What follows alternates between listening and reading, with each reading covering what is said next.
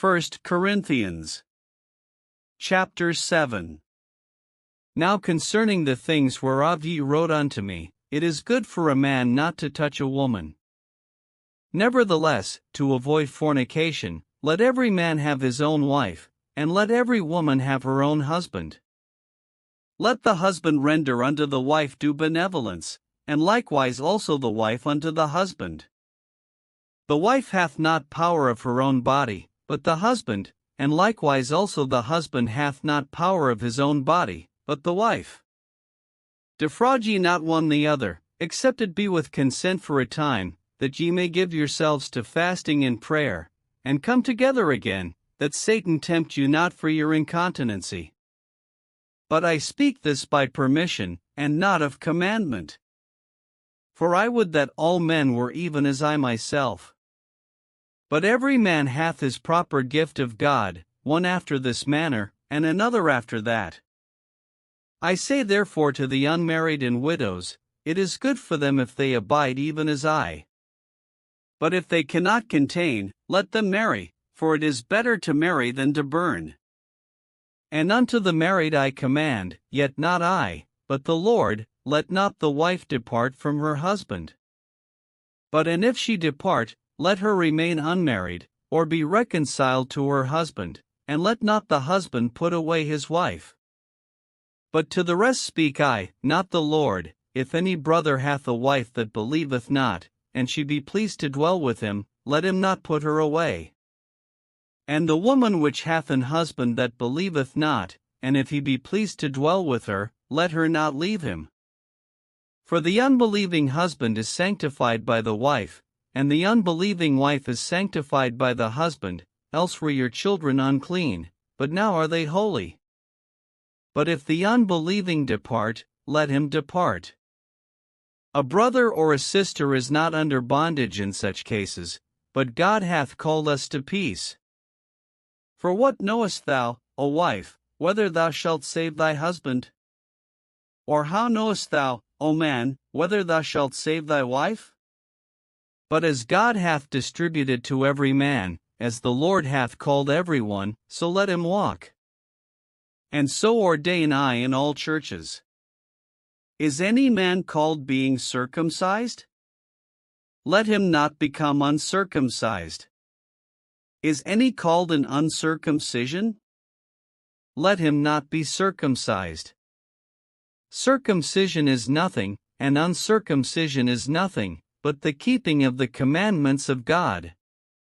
Let every man abide in the same calling wherein he was called. Art thou called being a servant? Care not for it, but if thou mayest be made free, use it rather.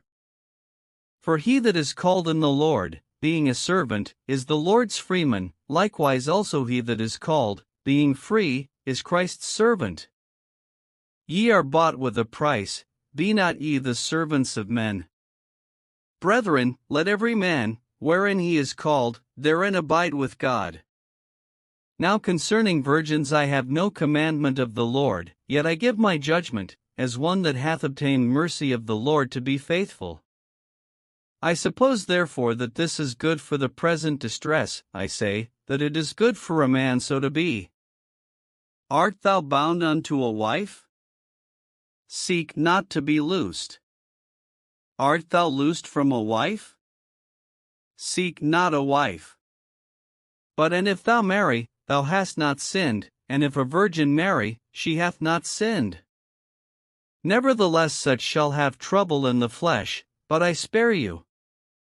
But this I say, brethren, the time is short, it remaineth, that both they that have wives be as though they had none. And they that weep, as though they wept not, and they that rejoice, as though they rejoice not, and they that buy, as though they possess not. And they that use this world, as not abusing it, for the fashion of this world passeth away. But I would have you without carefulness. He that is unmarried careth for the things that belong to the Lord, how he may please the Lord. But he that is married careth for the things that are of the world, how he may please his wife. There is difference also between a wife and a virgin. The unmarried woman careth for the things of the Lord, that she may be holy both in body and in spirit, but she that is married careth for the things of the world, how she may please her husband. And this I speak for your own profit, not that I may cast a snare upon you, but for that which is comely, and that ye may attend upon the Lord without distraction. But if any man think that he behaveth himself uncomely toward his virgin, if she pass the flower of her age, and need so require, let him do what he will, he sinneth not, let them marry. Nevertheless he that standeth steadfast in his heart, having no necessity, but hath power over his own will, and hath so decreed in his heart that he will keep his virgin, doeth well. So then he that giveth her in marriage doeth well, but he that giveth her not in marriage doeth better. The wife is bound by the law as long as her husband liveth, but if her husband be dead, she is at liberty to be married to whom she will, only in the Lord. But she is happier if she so abide, after my judgment, and I think also that I have the Spirit of God.